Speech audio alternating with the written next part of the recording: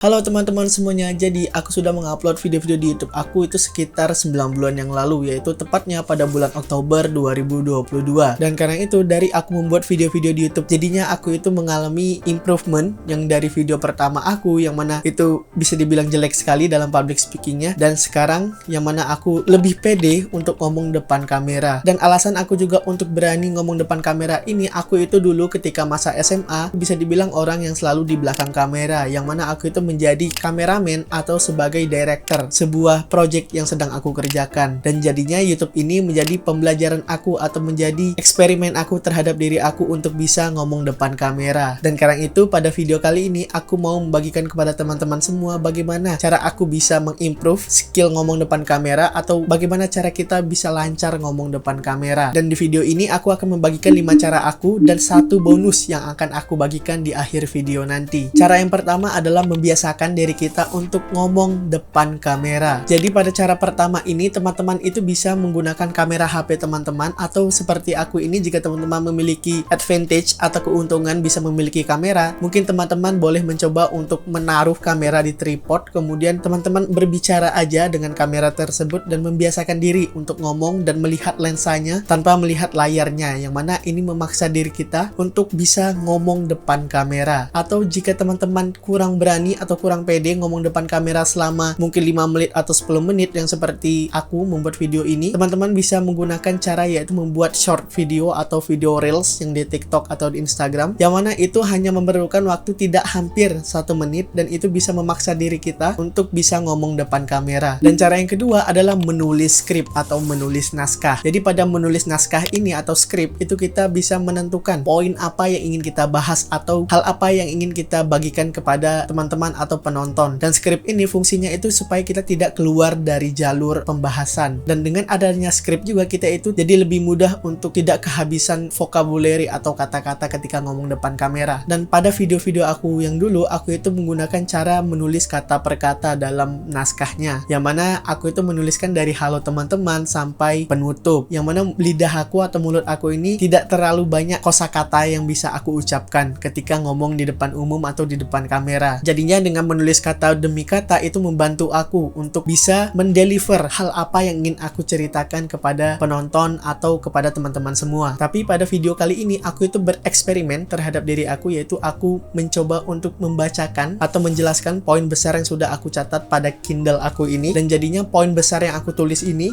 aku jelaskan saat di depan kamera. Dan cara yang ketiga, anggap kamera itu sebagai teman ngobrol atau teman bicara. Jika teman-teman pernah menonton tips-tips atau mendengarkan tips-tips dari YouTuber lain tentang cara ngomong depan kamera atau cara lancar ngomong depan kamera, mungkin mereka ada menyarankan anggap kamera itu seperti teman-teman ngobrol sama 100 orang atau 1000 orang, yang mana itu sebenarnya fine-fine aja jika teman-teman bisa menerapkan itu ketika ngomong depan kamera. Tapi untuk aku, yang mana aku itu kan orangnya introvert dan aku itu jarang sekali ngomong di depan umum atau jarang sekali ketemu orang, jadinya aku nganggap kamera ini itu sebagai teman bicara aku atau teman nongkrong aku. Jadinya aku lebih santai, kemudian lebih bisa nganggap kamera ini sebagai teman sendiri untuk ngobrol atau membagikan ide-ide yang aku miliki. Sebenarnya aku juga pernah membuat mindset bahwa kamera ini sebagai 100 orang atau 1000 orang, tapi aku rasa itu kurang realistis untuk aku, yang mana dengan aku memiliki mindset seperti itu, aku itu lebih memikirkan nanti bagaimana ya tentang judging atau penilaian dari orang lain, bahwa kamera ini aku anggap 100 orang atau 1000 orang, jadinya aku itu harus seperfect mungkin ngomong depan kamera. Tapi ketika aku memiliki mindset untuk bisa menganggap kamera ini sebagai teman bicara, aku nggak harus perfeksionis, karena aku ngomong depan kamera ini itu sama seperti aku ketika ngomong di tongkrongan atau saat ngumpul dengan teman-teman aku. Dan kemudian cara yang keempat yaitu mulai dengan membahas hal-hal yang ringan atau yang kita kuasai. Contohnya di YouTube aku ini, aku itu membahas tentang bagian dari hidup aku yang bisa aku bagikan kepada teman-teman semua. Yang mana bagian dari hidup aku ini adalah eksperimen aku atau journey aku, yang mana aku sudah menguasainya atau aku sudah memahami perjalanan hal-hal yang sudah terjadi di hidup aku. Jadinya aku lebih mudah untuk ceritakan di depan kamera daripada aku mungkin membuat video di YouTube itu membahas tentang politik, kemudian tentang bagaimana cara membuat makanan atau membuat kue, yang mana itu bukan bidang aku aku dan itu bukan hal yang aku interest atau hal yang aku kuasai. Jadinya daripada aku pusing dan menunggu hal itu menjadi sempurna, jadinya aku mulai dengan membahas hal-hal yang ringan, yaitu tentang kehidupan aku yang bisa aku bagikan kepada teman-teman semua, yaitu tentang buku yang aku pelajari, kemudian hal-hal yang terjadi di hidup aku, kemudian eksperimen-eksperimen apa yang aku kerjakan pada belakangan ini, kemudian soft skill dan hal-hal lain tentang kehidupan aku. Jadinya mulai dengan menceritakan hal-hal yang ringan aja, karena dalam buku Atomic Habits, yaitu ketika kita ingin melakukan habit baru atau ingin membangun sebuah rutinitas baru atau kegiatan baru, itu disarankan untuk melakukan hal tersebut semudah mungkin atau buat caranya menjadi lebih mudah. Jadinya dengan cara membahas hal-hal yang mudah dan ringan, ini menjadi cara kita untuk bisa ngomong depan kamera itu jauh lebih lancar. Dan kemudian cara yang kelima, yang paling penting sekali, yaitu latihan atau practice. Jadi latihan itu sangat penting sekali untuk kita bisa ngomong depan kamera, karena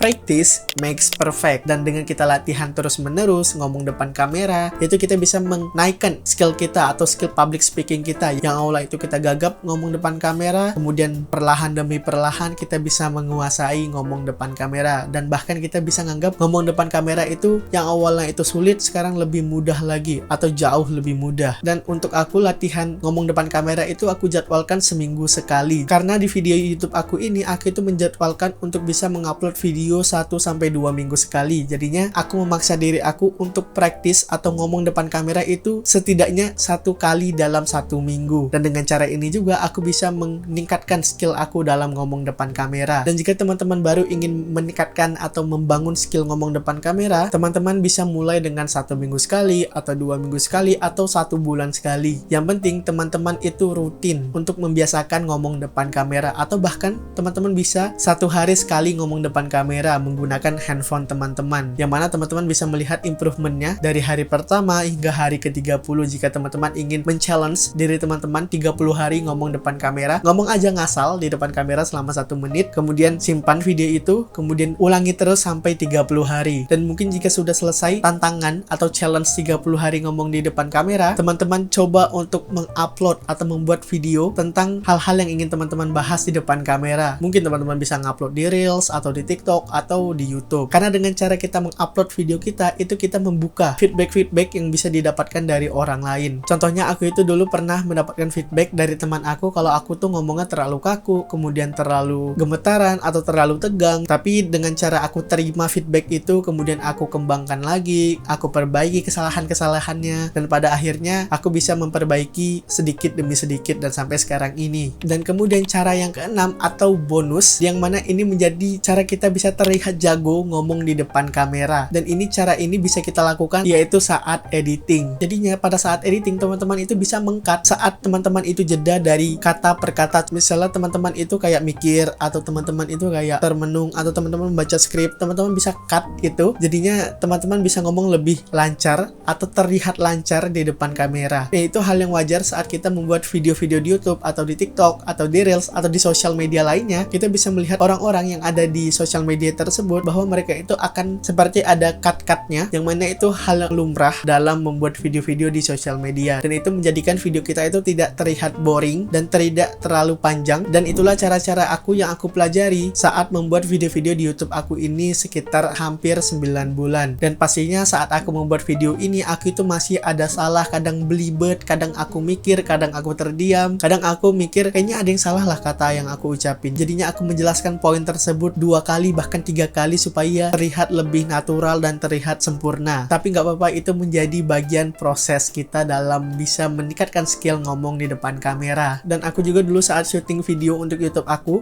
itu pernah ngomong di depan kamera doang itu selama 1 jam lebih. Dan padahal video aslinya itu ketika di-cut itu hanya nggak sampai 10 menit. Jadinya itu menjadi perjalanan dalam meningkatkan skill aku ngomong depan kamera. Dan jika teman-teman ingin mendengarkan sharing aku selebihnya, teman-teman bisa mendengarkan aku di podcast aku, yaitu podcast Bangun Pagi Belajar Lagi. Di podcast Bangun Pagi Belajar Lagi itu tempat aku untuk menceritakan hal-hal yang tidak bisa aku ceritakan di YouTube aku ini. Mungkin karena durasinya kepanjangan atau hal tersebut memang cocok untuk dibahas pada podcast. Dan kemudian jika teman-teman ingin melihat sharing-sharing aku yang lainnya, teman-teman bisa memfollow Instagram aku yaitu @heruabdan. Di sana aku terkadang mengupload foto-foto yang aku ingin upload, kemudian hal-hal kecil yang bisa aku bagikan di sana. Dan mungkin cukup sekian video kali ini tentang bagaimana gimana cara bisa lancar ngomong di depan kamera. Aku Heru Abdan, sampai jumpa di video berikutnya. Dadah!